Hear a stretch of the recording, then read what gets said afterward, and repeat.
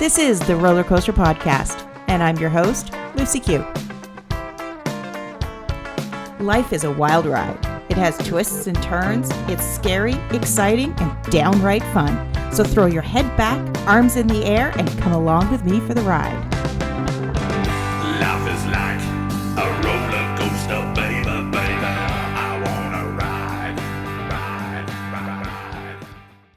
Joey Dumont considers himself a recovering douchebag. He was one of those guys, a peacocking urban male, fancy offices, expensive suits, and fast living. But Joey's pretentious lifestyle came to an end when he decided to deal with his anxiety and depression, and then he wrote a book about his journey. Hi, Joey. Hi, Lucy. Thanks for having me. So, your story, it's easy to sit there and say that, you were a douchebag, you were one of those guys. Mm-hmm. But something led you to that. What brought you to being, that person that was pulling up all of these masks and disguising who you really were? It's a great question. I I like to encapsulate it as the theory, at least, that I believe is that when I was growing up, I looked up to people for the wrong reasons. So my heroes were assholes, if you will. And because of that, I wanted to emulate the wrong type of human being. And I grew up in the 70s. So back in the day, like my dad and his friends were very macho. And it was kind of that John Wayne thing where you need to be stoic and masculine and not necessarily lonely, but full of solitude. You can do this on your own. And then even as far as the movies that we watched, James Bond, as an example, was always the debonair, shaken, not stirred martini, handsome, tuxedo, guns, amazing cars, lots of sex, and again, the solitary figure. So, and then I don't know if you guys have this in Canada, but there was a show called Cheers. Oh, when I was God, growing yes. up in the 80s. So Sam Malone, right? Yes, absolutely. He was a buffoon, but I didn't see it that way because I was, in high school, and I was like, I want to do that. Guy was a pro ball player and he owns a bar and he has lots of sex with beautiful women. You're like, Who didn't want to be that? Well, yeah, I wanted to be that. But see, that's kind of like people who don't get the joke about Archie Bunker, right? So if they're watching All in the Family, like, I love that dude. You're like, no, he's mocking racists, right? That's the whole point. Sam Malone was actually mocking masculinity at that point. They were attempting to do so. He was the buffoon. I didn't see it that way. And then movies, Roadhouse with Patrick Swayze. He was like this alone figure who drove a Mercedes, and he was the cooler, and he walked around and helped people make their bars better because he was a Buddhist martial artist kung fu man, right? And you're like, I want to be like that guy. And so it was those pieces. And then even moving into the business world, there, Steve Jobs, Larry Ellison, Bill Gates. And Bill Gates, again, today, he's proven himself to be, a mensch, and he's giving away all his money and he's helping with all these charities. But back in the day, that dude stole everything. He stole Java. If you had a business he wanted, he'd just take it, right? He would bundle it in with Microsoft. And he obviously had a lot of problems publicly with that, but he didn't care, and he built an empire. Steve Jobs did the same thing. He was a draconian asshole. He wasn't a nice human being. He was a terrible father. He wasn't necessarily good to the community. He was a wonderful industrialist and obviously very bright, if not genius level intellect. And then I don't even like to bring this up because of the politics piece of it, but I read a book in college called Art of the Deal by Donald Trump. I read it. Yeah, me too. And then I found out later he didn't even write it, right? Yeah, And yep. possibly never even read it because it proves that he doesn't read. And so like our society looks up to, or we even coin success under one moniker, and that's financial. If you're financially successful, you are successful.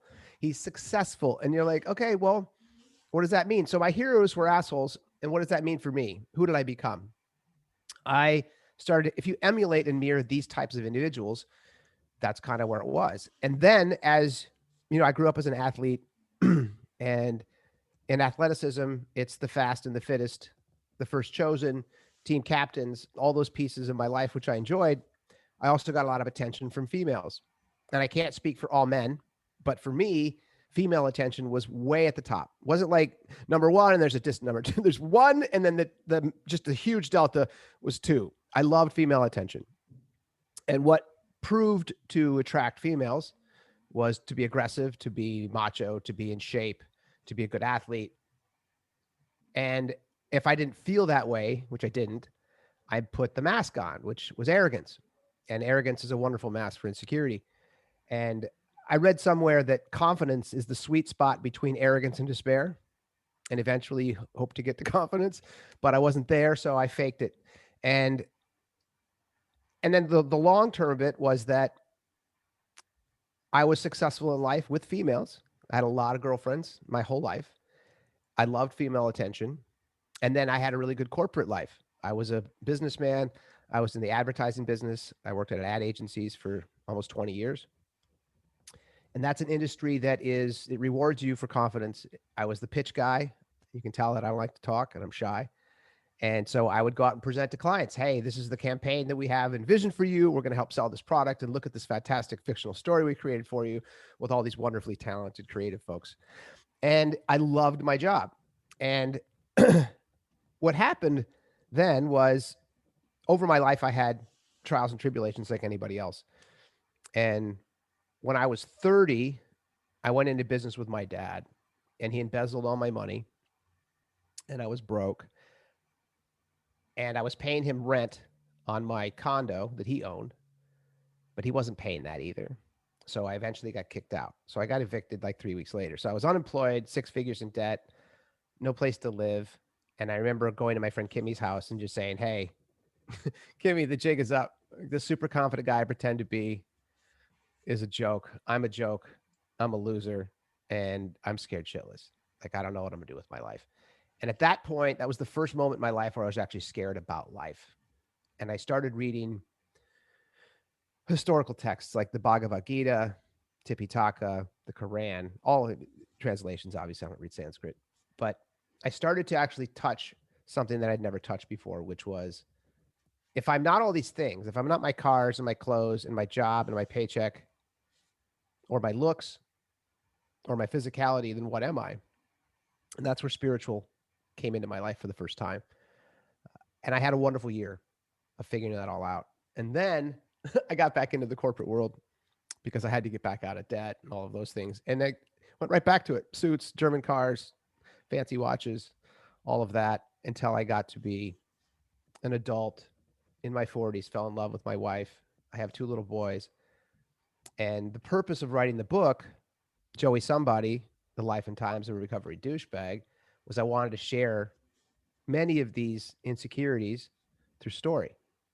And so that's what we did over the last 4 years. I sat down and wrote my almost insecure moments and in chapters, and then obviously tried to tie all that together at the end. But very long-winded answer to your question, but that's where I am. You mentioned a couple of points that sort of stuck out with me there. That moment of loss when you had to show up at your friend's house and you were humbled by your situation. Mm-hmm. I believe that the universe, I call it the universe, everybody has their ultimate power that they believe in. I believe the universe speaks to us when we're in those moments that it wants us to create change. And at first it gives us whispers. And if you ignore it, it gets louder. And if you continue to ignore it, it's going to hit you over the head with a 2x4. And I almost feel like, when I listen to your story, that initial time of loss, you must have had whispers before, because that was the 2x4. And then you went back for seconds. Yeah, and thirds and fourths. And thirds. Yeah. It's okay. I'm a slow learner too. Don't worry. I like, when I look back at some of the stuff that I did, I'm like, I'm on the upswing to 52. And it's only at this point that you look back and you're like, well, shit, how could I have missed all those clues? Yeah. And my mom has that same question. My mom is a little Catholic. I mean, she's a devout Catholic, sweet, kind woman who raised me to be a sweet, kind boy. And when I was on these paths, and when I would come home and or I'd tell her I bought a new Mercedes or I bought a new Porsche, and she's like, I don't care. Are you kind? Are you being nice to other people? I'm like, yeah, are you, Joel? Like, okay, mom, I could probably be better. And even when I had the moments to sit down and write this book, I've talked to her about that. And she said, I didn't raise you that way. And I'm like, I know, mom, I know. And I said, I'm back. I get it. And you were right. I needed to learn these things. And I've heard that as the cosmic 2x4, because that's really what it is there are little moments where achieving what you think is success, which is a big paycheck or a German car or a Swiss watch or, a penthouse instead of just a regular hotel room. Those are all things that I wanted because of the aforementioned, because of James Bond life, because of, I thought that rich people were happy. But that was a And story we were told. That was a story we yeah, were led to believe because, we're about the same age. I was born in the 70s, grew up in the 80s. And it wasn't until, you were connecting all of those dots that I'm looking at it from a woman's perspective, where that was when women were coming into the workforce yeah. with, authority. We had our power suits, our shoulder pads, and, we had our Yes. suits. We were trying to look like men. Yeah. Like, I for remember those God's shoulder pads. sakes. My What's God. that? Yeah. Yeah. Okay, I love shoulder pads, but No, but those you are know, funny. I still and I remember. look at the story that we were told, and for women, we were those people. We had to, I'll say it, we had to be we had to rule the boardroom, Hmm. and you had to rule the house. Correct. And, we were in the similar fashion, we were fed this load of bullshit Yep. that is crippling women to this day. So, I agree. it's easy for us to look at how it's affected our own demographic. And it's always very interesting when somebody brings that spark and you're like, wow, I never looked at it from that point of view. And as the mother of two sons, I have two adult sons, you know, yours are still little, but you're Yeah. still, how am I raising my kid? And am I making that same mistake? Well, I wrote the book for my sons who are 9 and 7. And I did that because I want them to have different heroes. I also want them to know their heroes are vulnerable. And specifically me right now, I am their biggest hero because I'm their daddy. Dad. And I coach their teams and I love them and I discipline them when they need it. And I spend a lot of time with them. And that's been the greatest gift ever, was being a stay-at-home dad. That's also not something I planned on doing as an executive. I enjoyed my career. I liked I liked the attention. I liked, the executive role. I liked being on stage talking about advertising in front of hundreds of people. I liked it all. I liked the big paychecks too. But I wanted to get this out. And I told my wife I was going to take a year off to write the book. And that was 4 years ago. It took me a long time to get through it. And then because of my wife being a rock star executive, we have these choices. We didn't need both incomes. And so she said to me, because I suffer from depression episodically and chronic anxiety, she said to me, if you work 60 hours a week like you have your whole career and you miss out on your little boys, she said, you aren't going to have a forthcoming depression you've never had before. And it may be incurable because you can't get it back. And I love you, but I don't want to live with that. I don't want you to live with that. I don't want our little boys to live with that. And so figure this out. Do what you want to do with this book and this podcast. And I know you want to help people now, and I know you want to share your story. So go do it. And without that encouragement, and that wasn't just once, that was every time my ego kicked in, I'd get a job offer from a buddy who just took over a company, or, hey, Joey, I want you to run this group for me, or I want you to come. Even the 2 weeks before my book was published, I got a job offer to be CEO of another ad agency. And I was like, there's the universe, trying to test me. See, do you really want to do this? Is this it? Or do you want to get back to work? And my mom's voice, in Minnesota, men work, Joel. Men support their family. She's not happy at all that I'm living off my wife. And I've had to get over that. And I have, but it's taken me a while. And as opposed to in the beginning, I couldn't even share that I was a stay-at-home dad without a little bit of trepidation. Now it's the first thing I say. Like, what do you do? I'm like, I'm a stay-at-home dad. And you should see the look on a lot of guys' faces because they don't expect that. And Yeah. it's cool and they're like, really? And then my buddies who I've worked with on and off for decades, who, if I haven't seen him for a couple of years, hey man, how's the agency? I'm like, oh yeah, I left, man. I'm stay-at-home dad now. And they're like, no shit, Joey Dumont, changing diapers, And it was like, yeah, well, my wife does that too. But yeah, I'm home taking care of my kids and I'm writing a book. But I was proud of that after a while. But it took me a while to actually deprogram myself that wasn't a macho thing, or that wasn't a manly thing, to be at home and loving to my little boys. And that's crazy that I had to actually deprogram that, but I did.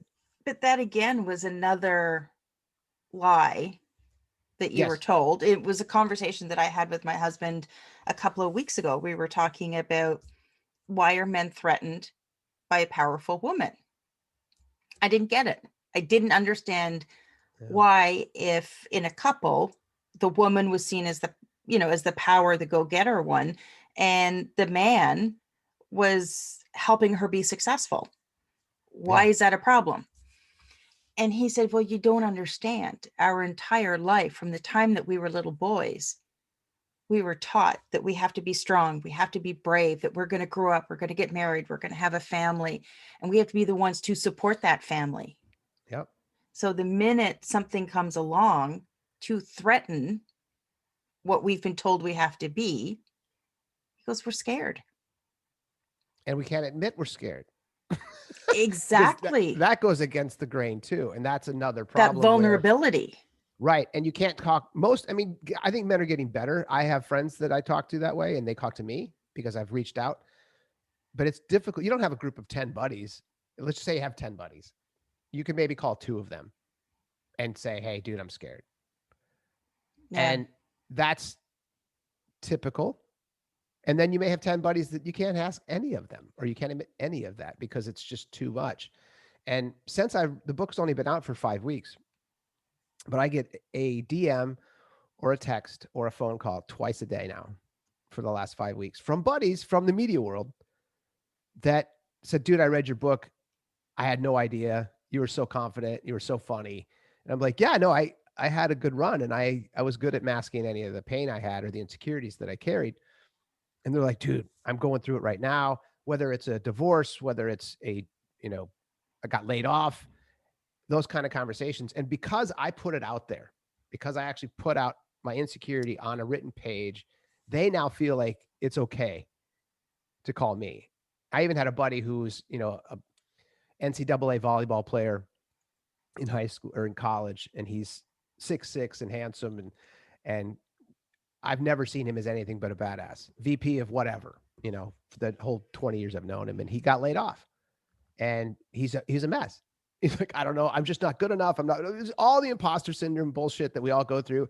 And I was like, dude, you're one of the biggest ballers I know. I said, so, 20% of your brain is telling you that you're a loser.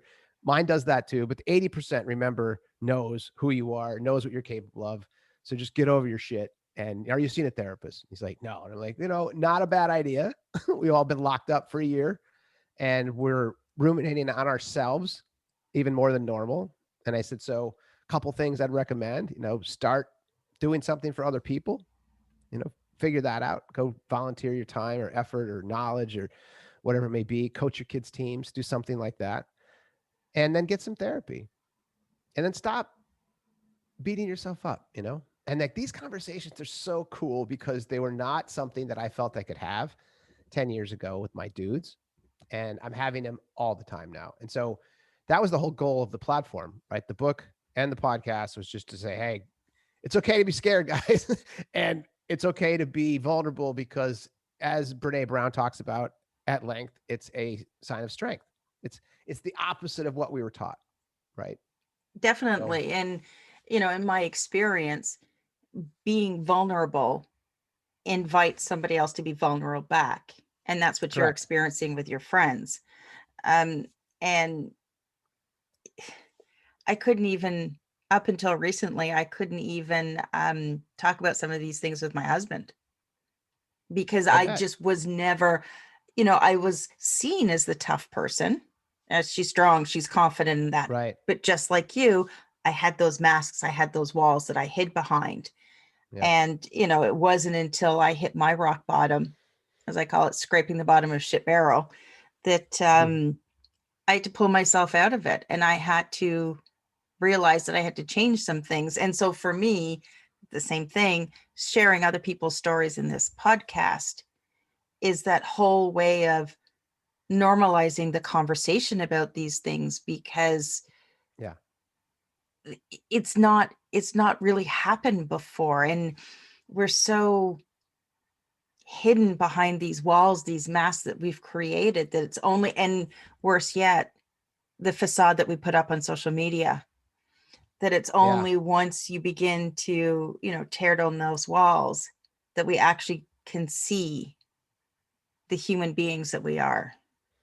Yeah. That's a great point. I think that social media is an extension of our ego now, and it's not productive because everyone shows you, even the humble brags of the way they position a picture to show off their new backsplash or their new car, or it's like but it's obvious because I'm, as someone who suffers from insecurity, I'm like, oh, I know what you're doing right there, and I got you, but it is brutal because it just reinforces the ego's power, and it's not healthy. And that's part of what, even on my social platforms, Facebook probably my most prodigious. I shared a story about Robin Williams taking his own life through depression in 2014. And that was the first time I just let loose. I was so mad because there were people calling him a coward and that he was selfish and pathetic and blah, blah, blah. And how could he do this? He's rich and famous. And, this was 7 years after my little brother died from depression. And I just went off. I just said, you know what? Unless you guys have held your dead brother in your arms, don't comment. It's Yeah. not fair to comment if you don't know somebody or been dealt with somebody at that level of depression. And the fact that he had a disease that was going to take him out. The Lewy body disease was what he was diagnosed with at the end. And Robin Williams actually made it through his life through tons of physical exertion. And that's how he got a lot of his anxiety out. It's how he dealt with his depression in part. And when Lewy body disease takes over, you fall apart mentally first, physically, you can't move, alter. And he's like, I can't do this. And that's what we know, but we don't know what was inside his head. We don't know what was going on with that. And I loved him, and everyone else loved him as a comedian, as an actor. And so I was very taken by that death, and I was very saddened by that death. And I went off, and I did the same thing. I just said, this is, for those of you who have never been involved in this, just stop talking. And for those of you who have, I'm willing to talk anytime. Same thing happened. I got hit with a bunch of high school buddies. I got hit with friends from college. I got hit from even friends from the media world. Joey, I didn't know you lost your brother. I didn't know this happened. I didn't know. And it was cool. And that was, 7 years ago now. And so that was maybe like, even as I say this out loud, maybe that was the catalyst to starting to share the real me on social media, as opposed to showing off, the new backsplash or whatever we're showing off on, or my food. I'm taking pictures of my ribeye. Look at this steak, guys. It's like, okay. So, it's just, I think being real, to your point, is easier. Removing the mask, I've always called it a suit of armor. And that's because it's heavy and it's exhausting to carry around, and you don't need it. We're not on horseback anymore, fighting with jousting sticks, and we're not doing that. So why are we wearing this big suit of armor? Because it makes you feel better? Well, it doesn't actually. It's brutal and it's heavy and it's bullshit, and stop doing it. And that's a big part of the reason I want to tell my story, because, even as my publicist says, you have all the optics. You had a good career, you're madly in love, you have 2 healthy kids, you live in the city of your choice, and you suffer. And that's another misnomer, Yeah. And, same thing. From the outside, everybody thought it looked shiny and great. And it wasn't until I just kind of went, no, it's not. No. That you kind of hear that. You're going to hear that. This is dating us. That, that sound where the needle scratches over the record. Yeah. Wait, what a second. Yeah. You're not okay. Right. But, going back to your analogy of the suit of armor that you carry, I think for many of us, we carry it for so long, and the weight, we're so used to carrying that weight. Yeah. That we almost forget that it's there. Well, I would actually take it one step further. I don't think people even know They that don't it even know they're, exists. yeah. Yeah. Right. That it's just, this is me. And you're like, it's actually not you. And you've been taught not to be you by the societal constructs, depending on where you are. The machismo runs globally. There's a wonderful young woman named Liz Plank who wrote a book called For the Love of Men. And she's a Vox journalist. She's probably, I don't know, 32 at this point, 33. Beautiful young gal. And she really wanted to understand the Me Too movement. And so she kind of, as reporters do, as journalists do, she went deep and started to interview and did a bunch of professorial research, almost to the point she was like, I want to understand why men are such douchebags. That's my word, but that's what she wanted to do. And she kind of came back with the book is wonderful, but she gets into the almost to the point where she's like, I'm sorry, I misunderstood you guys as a group. It's very difficult to be a man. If you're not a military hero, if you're not a captain of industry, if you're not tall, dark, and handsome, if you're not sexually prolific, if you're not charismatic and funny and witty and confident and aggressive, and are you masculine? And she does a sidebar inside the book where she talks about incels, which are involuntarily celibate men, and how a large percentage of those men are mass shooters, as an example, are part of our rage, the underlying rage of our culture, because they don't have a relationship with women. And I explained to you earlier, that was my number one concern as a guy, female attention. And I don't think it's far off. And I might have, some issues there, which I definitely do. But all men like attention from women. And if you're gay, you like attention from other men, right? It doesn't Yeah. matter. You want attention It's from the someone you're attention. attracted It's to. the validation. Yeah. And they didn't get it. And it's having an effect, right? It's part of what you were talking about before. Is they're scared of women to begin with. Now they're terrified. A powerful woman's never going to be in their grasp, right? Because that woman's not going to find him attractive. And it was a really cool treatise on machismo and why we are what we are and how we act the way we act. And I was very, very impressed with that book. And then there's another one that I just finished called Boys and Sex by Peggy Orenstein. And she's interviewing high school boys and college. And the same banter that she's gotten from these men, these young boys, 100 kids, I think she interviewed. And when they talk about sex with women, they talk about hitting it, pounding it, crushed it, and Nailing it. nailing it. It's all the same bullshit I was happening in my locker rooms growing up. We did the same thing. I did this, and some of us hadn't had sex. The joke, obviously, was my girlfriend in Canada.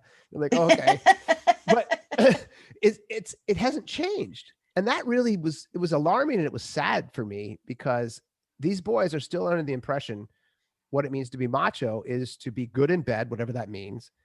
They even have the same physical constructs. You need to be an athlete to be a man. They tell her this.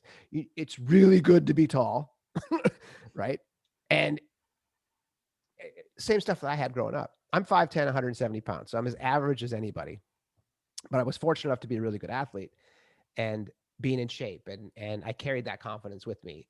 And it helped me in every aspect of my life. Everything from sports to the business world to girls. And if all those things aren't in your favor, what happens? And I think that is a discussion that we just have not gotten into enough as a culture, and not just America, but everywhere. It's global. Globally. Yeah, Yeah. definitely global. Now that you made your journey, you've come through the other side and you've written your book. How is it that you're now helping, besides the book, how are you working with people to help them in their own growth? Well, on the business side of things, I'm coaching executives who are trying to do the same thing I did, which is they realize that they're at an untenable place in their life for whatever reason. They're unhealthy, which is a lot of it. A lot of my buddies, we work too much, they drink too much, they eat too much, they're too solitary. They're having problems with their marriage. They're having problems with their children. They're having problems. And all of this stems from, being gone. And most of my buddies are sales guys like I was. We're business development. So you're on a plane, you're in hotels, you're eating, drinking, hanging out with your buddies. It's all fun, but you're disconnected from a lot of what was important, which was your wife and your children and your family and your community and your solitude and your peace of mind, all of those things. And so I'm helping on that, just individually with clients, I only have 3 right now. I just started doing this, but those are the 3 I'm helping. And as a coach, that's what I'm doing. As far as like the outreach to the reason I wrote the book and the reason I started the podcast is I wanted to share my story. And I hired a social media manager and a publicist and all these different people to help me propagate the story. And the story is much richer than the actual written words. It's what's in between those words and what is the tonality of everything I'm talking about, which is it's okay as a guy to be scared. It's okay to admit you're scared. We know that you're healthier if you admit these things. The fact that we all feel this and we're all denying it needs to stop. And not only will it help you as a man, it will help you as a husband. It'll help you as a father. It will help you as a friend. And because I can admit it, like we talked about, if I can then throw out the first vulnerable card, then someone else can play their cards as well. And maybe they have a full house, right? They're like, Jesus, look at this. Blah, I got a lot of problems. And you're like, whoa, dude, you do. And that's okay. Let's talk about them. But it's the first step of any type of healing is admitting it. And should you ever read the book, it is laced with humor. The whole thing is dark. It's dark humor. I mock myself relentlessly. For the first 4 chapters are pretty heavy because it's about my dad's sociopathic behavior and my little brother's death and my mom's marrying a raging alcoholic and all the fun stuff that happens with divorce and remarriages and all that crap. But chapter 5 on, just me pointing at me, ripping on me. And as anyone, the reviews reflect that. They're like, I laughed, I cried, I cringed, I was rooting for you. And then I laughed again, it was because the whole point of humor is to me, it's the beginning of healing. If you can actually laugh at yourself, then other people might be able to laugh with you. And then when that happens, you release endorphins and those endorphins help you. And then you don't take yourself so seriously. And I think that's another piece with the mask or the suit of armor is that, hey, we're taking life way too seriously. It's shorter than you think it is. The things that concern us the most have absolutely no actual effect on our lives. About 80 to 90%, whatever, there's different studies on that, but anxiety and worrying and all those pieces and parts actually don't come true most of the time. And so, I think that Byron Katie talks about that in her books. Is it true? The thought, I'm a loser. Is it true? Oh, maybe. Okay. Are you sure that it's true? No. Okay. So how about if we didn't have the thought? Would your heart be beating this fast right now? Would you be anxious right now? No. Okay. So let's just pretend the thought didn't happen, or let the thought go by, don't invite it to sit down for tea kind of thing. Right. And that's the goal with everything I'm doing is I want people just to start to be aware that they're not living their best life because they have a persona attached to them that they think is necessary, and it's not. Joey, you're sharing a very important message with us today. What is the best way for people to connect with you? You can go to joeydumont.com, which is my website, and it has everything on there. It has the book. It has my first 3 podcast episodes. I have 6 more in the can, so they'll be released over the next couple of months, once a week. And that's the best way to check out what I'm doing. The book, again, is called Joey Somebody, The Life and Times of a Recovering Douchebag. And the podcast is Laugh Your Cry Out with Joey Dumont. And it's like the first guest, as an example, is a wonderful guy who I didn't know, but I've become really good friends with. We recorded the episode in January. He's a showrunner in Hollywood, meaning he's the executive producer of a show called The Fuller House, which is a very successful television show here in America. And he's a prolific writer on a couple different publications here in the States. He's a gifted writer. He's funny. He's self-deprecating, and he suffers from chronic depression and anxiety. And he lost his father to suicide 12 years ago. And he writes about all of that. And so when I brought him on the show, I said to him, hey, I want my whole thing, and this goes back to the heroes piece that I talked about in the beginning. I said, I want my little boys to look up to heroes. And when I read about you and I read your articles, you were a guy I wanted my kids to look up to. And he was like, oh my God, that's stunning. Can I go grab my children? Because he's been unemployed for 15 months. And he said, I don't think they would agree with that. And I said, I actually think they would. And after getting to know this man, that's exactly what the podcast was about. It was us freewheelingly talking for 2 hours about loss. In this case, it was depression, mental illness. And I had a brother that was bipolar. He had a brother that was bipolar. There's just so much commonality. And this conversation was it was everything I wanted to happen on my first podcast. It was just honest and heartfelt and wonderful. And I love this dude now, and he loves me, and we hang out online, and we've done a couple things on Clubhouse where we talk to survivors of this. And that's the whole purpose, as I think I shared quite a bit here, but I just want to connect with people and let them know that they're not alone, that there's plenty of us out there. And if we can begin to laugh at ourselves as a culture, we can laugh with each other instead of at one another. And that's the beginning of healing for all of us. Well, I will have all of those links in the show notes. And Cool. Thank you so much for joining me today, Joey, and sharing your story. Well, thank you for having me. I appreciate it.